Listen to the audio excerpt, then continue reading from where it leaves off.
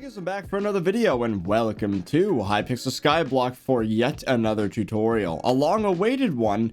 It's been a few months. Anyways, today I have 18 tips for Hypixel SkyBlock progression, and these are really good tips, clever ones that I learned along the way in my Iron Man series. Now, of course, these tips apply to everybody, not just Iron Man, but I guess keep that in mind as we go along. Oh, and I've got some news. Hypixel creator codes recently updated, and now they are a genuine discount. So now you can use code ThirtyVirus in the Hypixel store to get 5% off of any purchase, including gems, ranks, boosters, whatever. So not only does it help me out a lot, but now it helps you. You can use code ThirtyVirus for selfish reasons now. It's awesome. Anyways, you should do that. Well, anyway, let's get on with the video. The first tip has to do with the crystal hollows. Some of you might struggle to find structures, for example, the Mines of Devon, the Lost City, the King and Queen, that sort of thing. Well, as it turns out, there is a consistent and repeatable way to find these structures extremely quickly. Now, I have a theory, and it's that the crystal hollows were developed with the travel scroll to the nucleus in mind. So if I were to slash warp CN, which is crystal nucleus, I will appear in the middle. Now, I know this isn't something everybody has access to, but I would highly recommend that if you're going to be efficient at anything in crystal hollows, that you get your commissions out of the way and get the warp scroll. Anyways, let's say I wanted to find a mine of Devon. Let's say I need to do some jade mining, get some quick coin, or maybe do some nucleus runs. Well, I'm gonna walk through here until on the scoreboard it says mithril deposits, and then I use my wishing compass.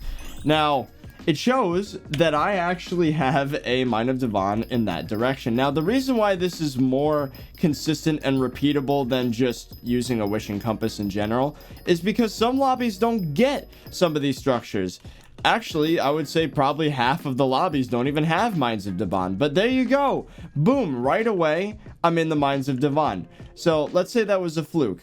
Maybe I want to find a lost city. So let's go into the precursor remnants here. As you can see, it's that way. Using a wishing compass the normal way. Oh, it's right here. So yeah. Another thing is that almost all important structures are actually directly connected to the middle. So, like I said, I think that the Crystal Hollows was designed with the intention that you spawn here, because everything is just so easily accessible from the middle. Let's say I need to find a jungle temple. This is just a random lobby, by the way. I didn't plan this out or pre-record it. Most of the time, there is a direct path to the structure, but sometimes, you know, you have to dig it yourself. Oh, actually, that brings up a good point. I found the village just now because I didn't have a jungle key in my inventory. If I had a jungle key in my inventory, then the compass would point towards that. I forgot about that little detail, so let's try one last time. Okay, so the temple is actually this way, and sure enough, I think it's right here. Just got to find the actual entrance. There you go. So I actually got lucky. This lobby has all the structures, unless there's no king or queen. Usually there are. I think the only one that really consistently goes missing is the Mines of Devon. But anyways, yeah. So use a wishing compass from Crystal Nucleus just outside the entrance. Now, actually, I'm going to demonstrate real quick what it looks like when there is not a structure. Okay, every lobby I've entered so far has a Mine of Devon, but if it doesn't and you're standing right here, the compass is going to point either backwards or like to the corner. If it's pointing like anywhere here, then there is not a Mine of Devon in the lobby. Speaking of the mithril deposits, there's actually a strategy for leveling up pets extremely quickly, and it involves mining mithril. So as you run up from nucleus into the mithril deposits, there's a consistent pattern of mithril. There's a chunk here, there's another one here, there's another one behind the wall right here, there's one over... Okay, the Mine of Devon's kind of blocking it, but there's usually one right there, and there's one over here, and a bunch in this area right here. There's one here, but there's also more if you dig this way. Anyways, the point is, you can level up mining pets extremely quickly by mining these veins of mithril. For example, I'll get my endermite pet at level 54 with a 40% mining XP boost. You can do this with any pet in the game, technically. And also, to make the grind more efficient, I would suggest going into Heart of the Mountain and leveling up your efficient miner as high as possible. Mine is disgustingly low right now because I dumped all my points into mining fortune and speed for ruby mining. But just imagine getting efficient miner as high as possible, and obviously seasoned mine man get as high as possible as well. So then what you do is literally you just mine the mithril with efficient miner. So, I mean, as you're about to see here, I was at 30% of the way to level 55. I got myself a level 100 epic Enderman pet doing this. And it took a little while, but that's because I did not have a high level of efficient miner or seasoned mine man. There you go, level 55 Endermite. Now, I find that each vein, again, with my bad efficiency, was giving something like 60,000 mining XP. It's very effective. You can level pretty much any pet in the game this way. Just make sure you give it a mining XP boost item, obviously. And once you're finished with a vein, you just move on to the next one. I've done this grind for hours. And I guess an added benefit too is obviously you get mithril. You get the materials, which you could then either sell to NPC or refine in the forge. Or if you're on a regular profile and not Iron Man, so on Bazaar. Yeah, as you're about to see, the Endermite's going to get to level 56 very soon here. There it is. So yeah, it's a very fast way to level pets. I used it to get my Wither Skelly to level 100. I used it, I guess I'll use it to get Endermite to level 100 soon. Mithril Golem, I haven't done it with yet. But it's a good strategy. This next one is a bit technical. So let's say you need to do some Enderman Slayer, for example, right? You have your Final Destination armor. You have your katana right here. You need attack speed, ideally 82% attack speed. That's the effective bonus for swords, right? If you're trying to get your attack speed up, the ways in which you get attack speed are actually unbalanced in how effective they are. So the most effective way to get attack speed is through a beacon. So T5 beacon on my island right here. If you fuel the beacon, which mine has 4 hours left, and look, I get 5 bonus attack speed. Now keep in mind the alternatives for stats, right? I can get 5 bonus attack speed or 10 crit damage or 10 strength. So it's half, right? So 5 bonus attack speed versus 10 strength. Believe it or not, that is the most effective way to get strength. You only get +5, but it is the best value 5 attack speed you're going to get. Because if you were to look over here at Maxwell, let's say I'm doing stats tuning. I have the option to go all in on attack speed and get plus 18% using 60 points. Versus if I were to go into again strength, I can get 60 strength. So 60 strength versus 18 bonus attack speed. That is less than half. So it's less effective than the beacon, but it is still pretty decently well, I guess. But there is a better way to get bonus attack speed, a better value for bonus attack speed, and that is talisman enrichments. Not all of them, but a decent number of these talismans are enriched with bonus attack speed, which gives half a point versus if you were to say get the enrichment for some other stat, you get 1 crit damage, 1 strength, probably 1 strength, 0.5 bonus attack speed. So just like the beacon, enrichments give half versus the other stats. So in other words, if you're trying to optimize your stats and get the most bonus attack speed with the least detriment to your other stats, you go with the beacon and enrichments first, and then you do your stats tuning. Now, an alternative as well is you can actually go the route I did if you want. I have an epic Enderman pet with a crochet tiger plushie. Now, this item is actually insane if you think about it, because plus 35 bonus attack speed, and if it's in line with the enrichments and the beacon, that's the equivalent of plus 70 strength or crit damage. That is insane. So yeah, if you're trying to get at least Enderman T3 kills, this is more than enough with a Vorpal katana. I even did it with the previous tier katana, and 25k kill on half of the Final Destination, 10k kills on the rest. This just hit 25k, but I was killing T3s far before then. But yeah, so anyways, bonus attack speed. Just make sure you do your beacons and talisman enrichments first. And if you are not currently using a pet item, or you're using, I don't know, I would recommend not bothering with a Shelmet if you're fighting Enderman at least. But yeah, consider a Crochet Tiger plushie. And then finally, as your final resort, go to stats tuning.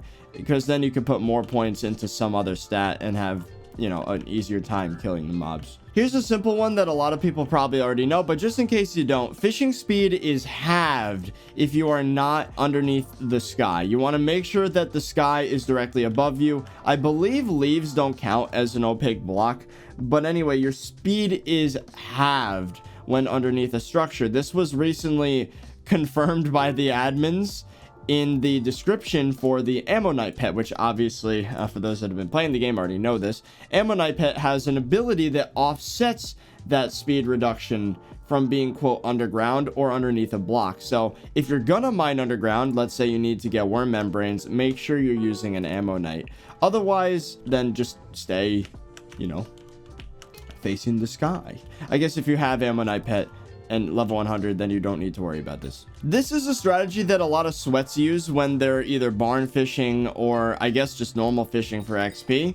There's a way to swap your fishing rod from Rod of the Sea or any water fishing rod to a lava rod just by clicking over it like that while having the rod casted. I'm using a magma rod to fish on water. Now, why is this helpful? Well, it's because the magma rod or any lava rod has attributes. There we go. And one of them is double hook, which grants at my level, double hook 4 grants a 2% chance to catch 2 sea creatures at the same time. So if you're barn fishing and you want to get, let's say, a higher chance to, you know, get sea creatures, then you can get double hook. Now keep in mind, when you rod swap like this, you do inherit the sea creature chance and fishing speed of the new fishing rod if you swap fast enough the fishing speed. Otherwise, you're always inheriting the sea creature chance. So if you are suffering for sea creature chance, this might not be a good tip for you, but anyways, there you go. Alternatively, you can actually do the exact same strategy but in reverse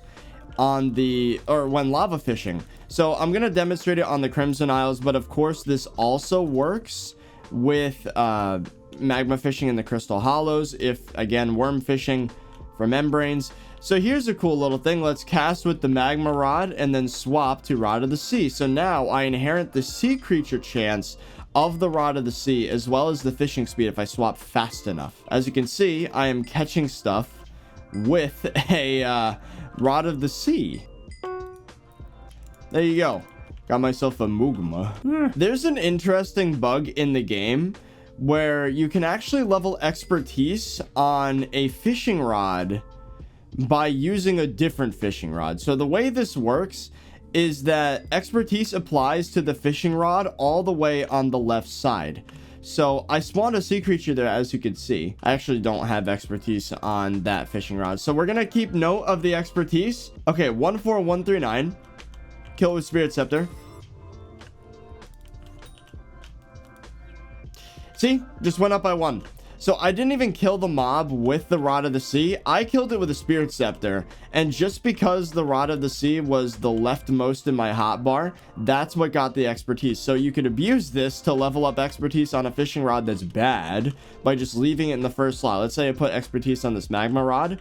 I could leave it there while fishing with this rod, kill all the mobs, and then expertise will apply to this. So that's a good strategy to quickly increase your expertise level without actually using a crappy fishing rod. Where am I? This last fishing tip is probably only helpful for those in the early game of skyblock fishing, or I guess the earliest of magma fishing. If you cast your rod right up against the wall, like I did here, when you spawn a sea creature, they get shoved forward instead of up into the air. So that slug is not flying in the air attacking me. Now, obviously, I would have killed it if I cared, but I'm just here for demonstration purposes. So it'll suffocate in the wall there, and it'll shove it forward so that it's not annoying and flying up in your face.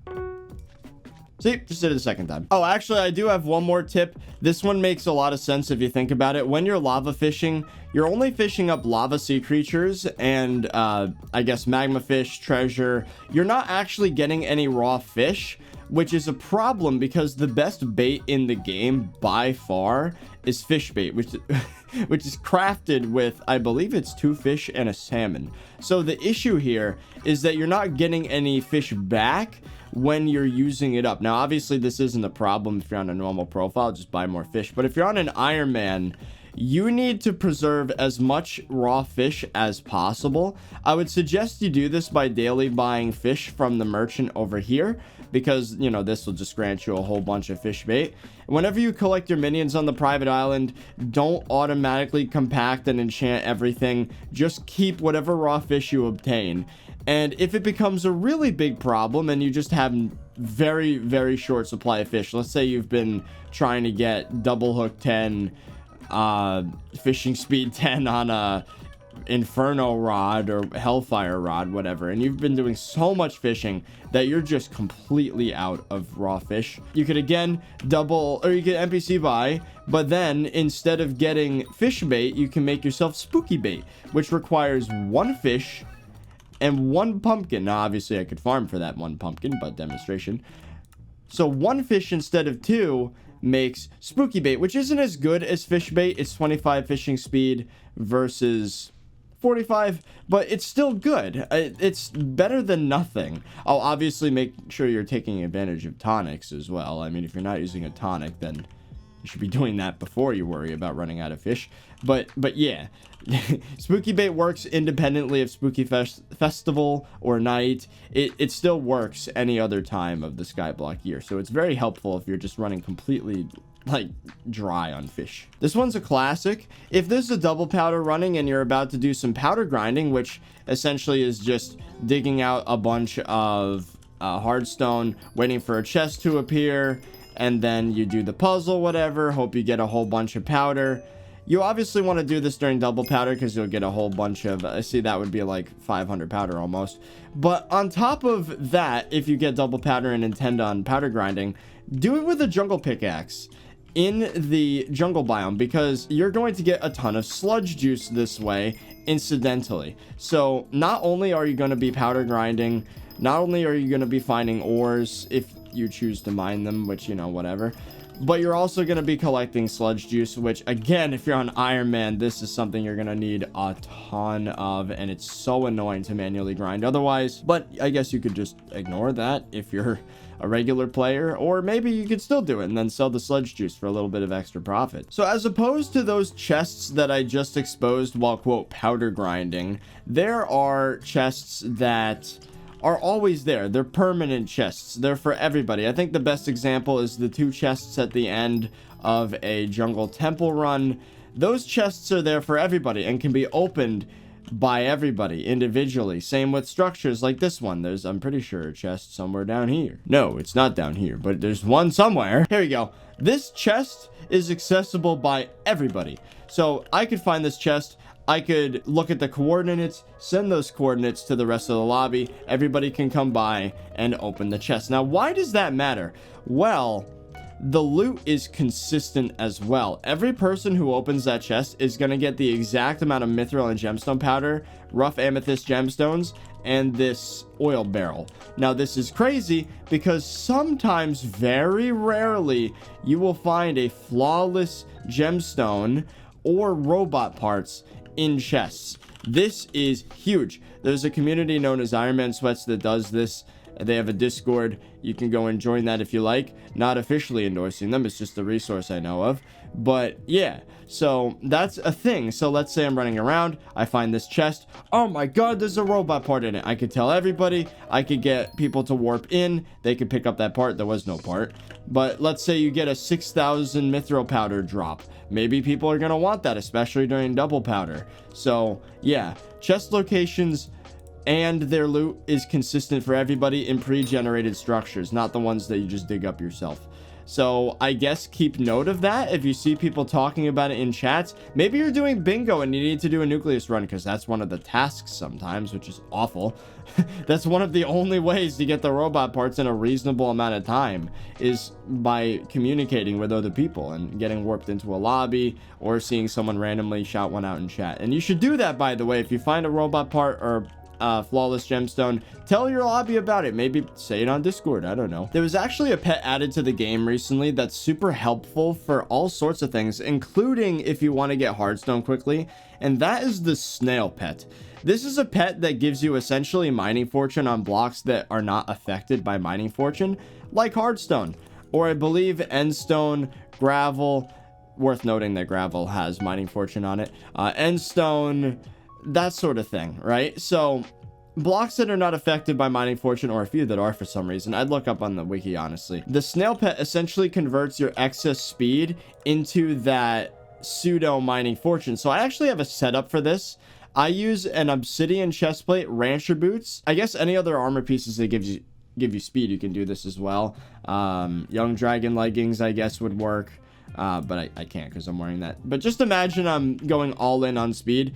The weird thing about snail is, oh, and rancher boots as well, you want to set these to the max speed you can, which I guess is 400. If you were to set your rancher boots to 400 speed, fill your inventory with obsidian, put all of your tuning points and reforges like power stones into speed, then you can actually achieve the maximum amount of pseudo mining fortune, is what I'm going to call it. So yeah, I guess the best for this is sweet, because it gives you 31 speed at 601 magical power.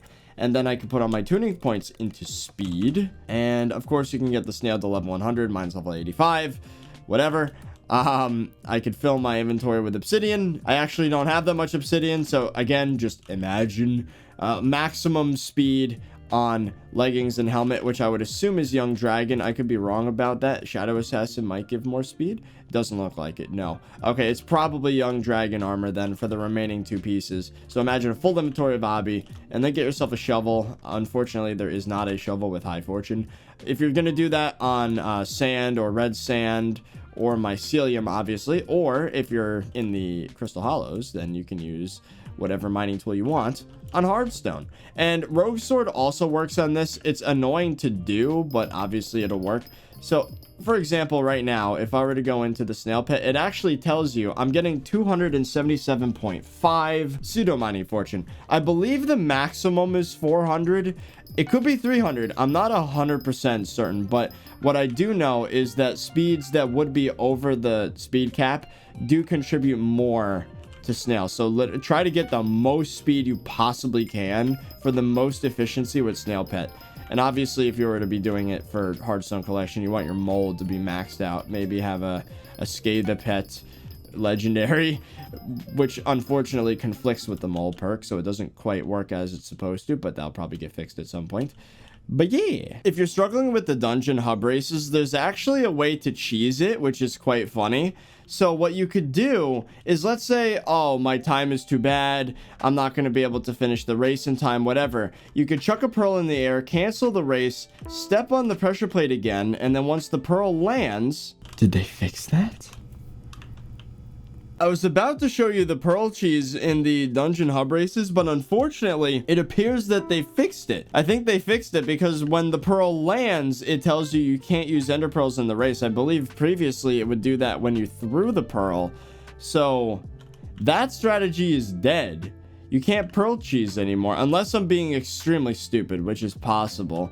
But in the meantime, if you are struggling with the dungeon hub races, you can actually still use jump boost potions. I'm using a god potion, so I can jump despite being on nothing at all. Also, certain pets work, including the horse pet. So let's try this out. Start the race.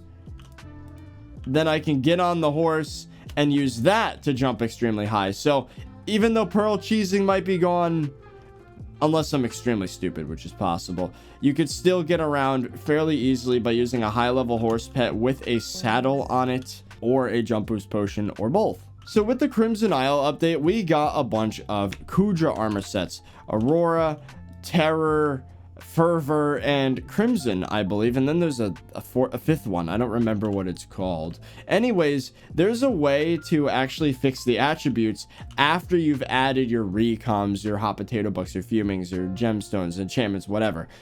So for example, this Aurora chestplate has mana pool 3, blazing resistance 1. Not ideal. Obviously, I would want to have mana pool and mana regeneration on the Aurora chestplate. Issue is, this piece already has blazing resistance on it. Well, as it turns out, you can actually transfer attributes. If you were to have two pieces of armor of the same type and they have, I believe it's one matching attribute, then you can combine that attribute and then transfer the other one. It's a little confusing. It's going to require a little bit of effort, but it is possible, is all I can say. I can't demonstrate it here because I'm using I tried doing it with 2 different chest plates, 2 different leggings. The problem is the stats are completely different. The attributes are completely different. The order in which I'm transferring attributes is weird. But just know that you can transfer attributes between different pieces of armor. It is possible, and don't be too scared to actually upgrade your bad attribute gear. It is well known that bomb oms permanently wreck gemstones when they blow up. Boom. As you can see, everything in a radius gone, and it's never going to respawn, which in my opinion is not a great game mechanic. I do think Hypixel should fix that and make it so that they do respawn, but at least for the moment, there is a little trick that you can do to take advantage of this mechanic. So let's say you set up a ruby route and you're mining gemstones, right, really quickly, and you want to have maximum efficiency. Let's say you have 25 to 30 different veins of ruby in this route, and you only want to mine blocks. You want to avoid panes because they actually have less of a base gemstone reward, which means that even with pristine, you actually get less than if you were just to break the block. So what you could do to take advantage of this actually is break the block. I know I'm demonstrating this on Topaz, but that's just because that's what I have. You can break the Topaz blocks manually, and then you can use a bomb on the remaining panes. So what that's going to do is permanently break the panes, but then, given however long it takes, it's probably a couple of minutes, then the gemstones will respawn, but only as a collection of blocks. This could be extremely powerful, again, if you have a ruby vein or a ruby route that has like 30 veins in it, because then you will have nothing but blocks to break. Extremely powerful. This could probably up your rates. For example, I get 22.6 million coins an hour while trying to avoid pains, but I still break some.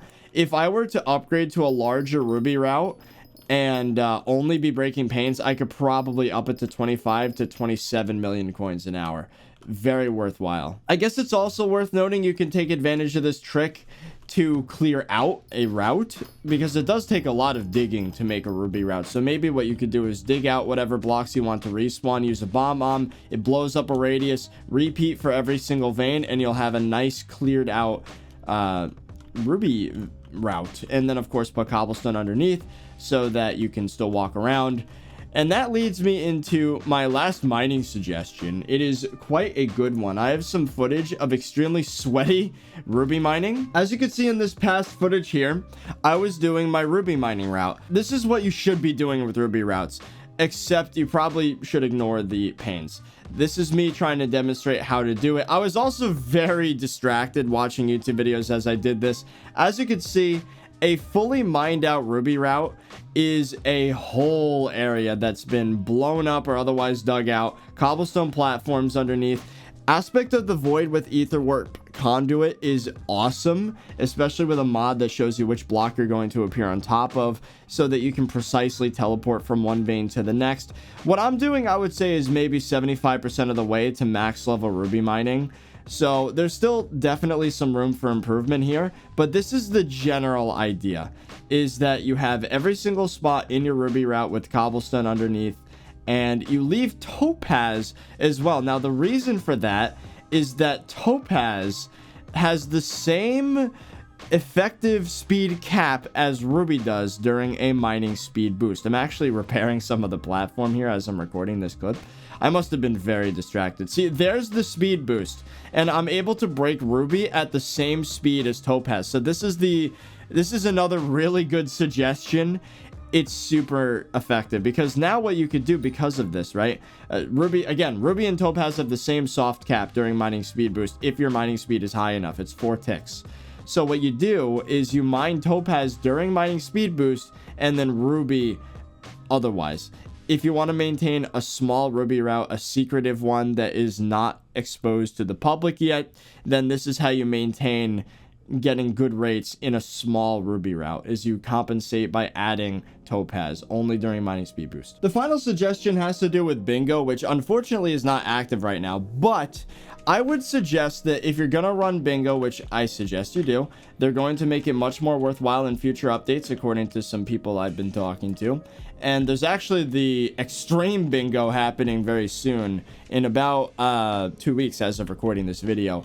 But yeah, so when it comes to bingo, if you want to go for a talisman on Iron Man, obviously you have to play bingo. You can't just buy it. But even if you are on a regular profile, it is still worth doing bingo. You're going to make a lot of coins, apparently, is what I'm being told.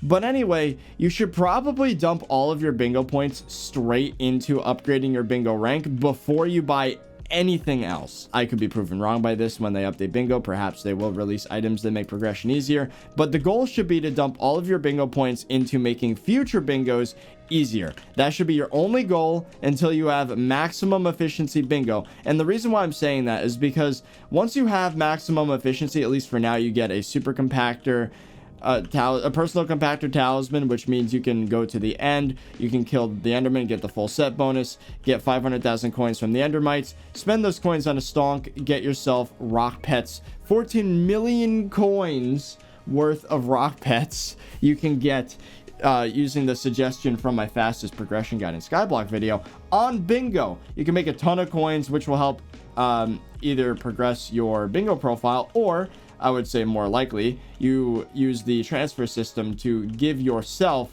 the rare, epic, and legendary rock pets on your main profile to make either some coin or to get back a rock that you sold on that profile.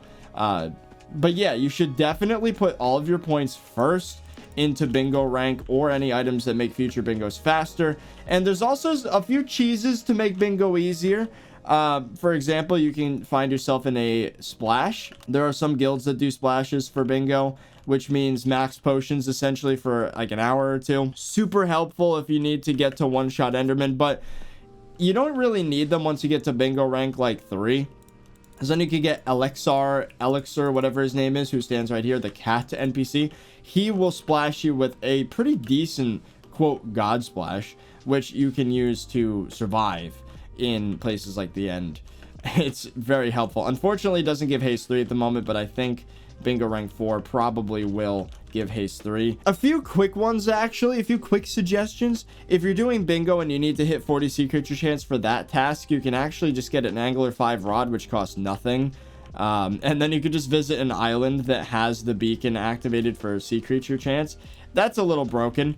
You can also get the strength 1 cheesed by having someone hit you with a wand of strength, orbs, weird tuba, that sort of thing. But it might not even be necessary now because it's so easy to progress. Maybe even with god splashes.